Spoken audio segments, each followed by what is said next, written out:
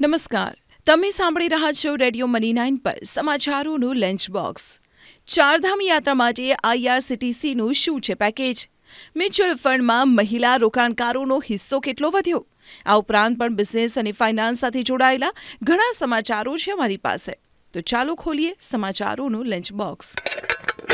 શું તમારે હજુ પણ ચારધામ યાત્રા કરવાની બાકી છે અને તમે ઈચ્છો છો કે તમે ટ્રેન મારફતે નહીં પરંતુ હવાઈ માર્ગે આ યાત્રા કરો?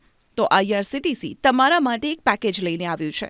આ પેકેજ 11 દિવસ અને 12 રાત્રિનું છે, જેમાં તમને બદ્રીનાથ, બરકોટ, ગંગોત્રી, ગુપ્તકાશી, હરિદ્વાર, જાનકી ચટ્ટી, કેદારનાથ, સોનપ્રયાગ, ઉત્તરકાશી અને યમનોત્રીના દર્શન કરાવવામાં આવશે। આ ટૂર 11 મે, 18 મે અને 25 મેથી શરૂ થશે। આ પેકેજમાં પ્રવાસીઓને હોટલમાં રોકાણ, ફ્લાઇટ ટિકિટ, ખાણીપીણી વગેરે જેવી ઘણી સુવિધાઓ મળશે। આ ઉપરાંત ટ્રાવેલ ઇન્સ્યોરન્સ, પાર્કિંગ ચાર્જ અને ટોલ ટેક્સ પણ આ ટૂર હેઠળ સામેલ છે। બ્રેકફાસ્ટ અને ડિનરની સુવિધા IRCTC દ્વારા આપવામાં આવશે। આ માટે તમને પટના એરપોર્ટથી ફ્લાઇટ મળશે, તેને હરિદ્વારથી દિલ્હી પરત લાવવામાં આવશે અને પછી હરિદ્વાર, કેદારનાથ, બદ્રીનાથ, યમનોત્રી અને ગંગોત્રી થઈ દિલ્હી થઈને પટના પરત લાવવામાં આવશે। ભાડાની વાત કરીએ તો જો એક વ્યક્તિ હોય તો ભાડું ₹1,03,100, બે વ્યક્તિ હોય તો ₹72,600 પ્રતિ વ્યક્તિ અને 3 વ્યક્તિ હોય તો ભાડું ₹66,800 પ્રતિ વ્યક્તિ હશે। મ્યુચ્યુઅલ ફંડમાં મહિલા રોકાણકારોનો હિસ્સો માર્ચ 2017ના 15% વધીને ડિસેમ્બર 2023માં લગભગ 21% પર પહોંચી ગયો છે। Industry body association of mutual funds in India એટલે કે એમ્ફીના ડેટા અનુસાર મહિલાઓની સંખ્યામાં વધારો થવાનું પ્રમાણ શહેરો કરતાં ગ્રામ્ય વિસ્તારોમાં વધુ છે। આ સાથે આ વર્ષે ફેબ્રુઆરીમાં મ્યુચ્યુઅલ ફંડ મેનેજમેન્ટ હેઠળની કુલ એસેટ 54 લાખ કરોડ રૂપિયાને વટાવી ગઈ છે। મોટી સંખ્યામાં રોકાણકારો બચત કરવા અને કમાણી વધારવા માટે મ્યુચ્યુઅલ ફંડ તરફ વળ્યા છે। ગોવામાં મ્યુચ્યુઅલ ફંડ ઉદ્યોગમાં મહિલાઓનો સૌથી વધુ હિસ્સો 40% છે।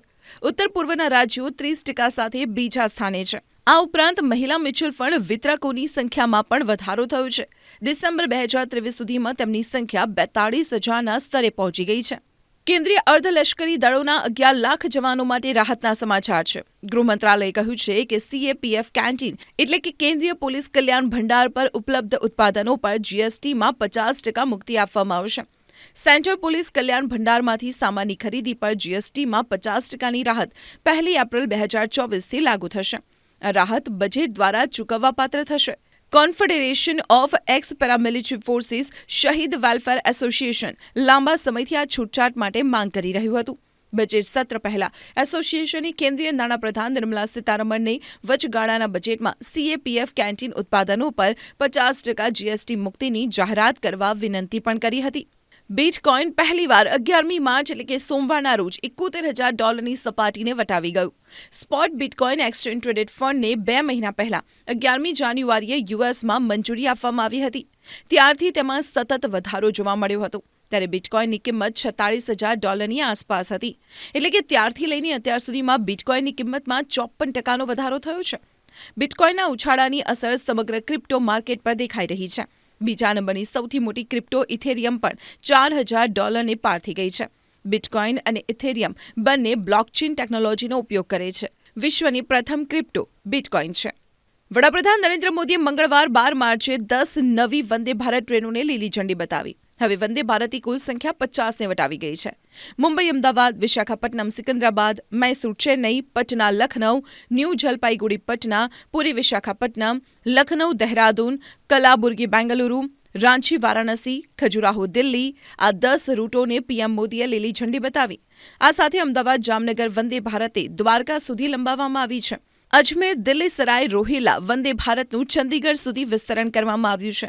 ગોરખપુર, લખનઉ વંદે ભારતે પ્રયાગરાજ સુધી અને તિરુવનંતપુરમ, કાસરગોડ વંદે ભારતને બેંગલુરુ સુધી લંબાવવામાં આવી છે। તો સમાચારોના લંચ બોક્સમાં આજે માત્ર આટલું જ। તમે સાંભળતા રહો રેડિયો મની 9। અમે લઈએ વિદાય। નમસ્કાર।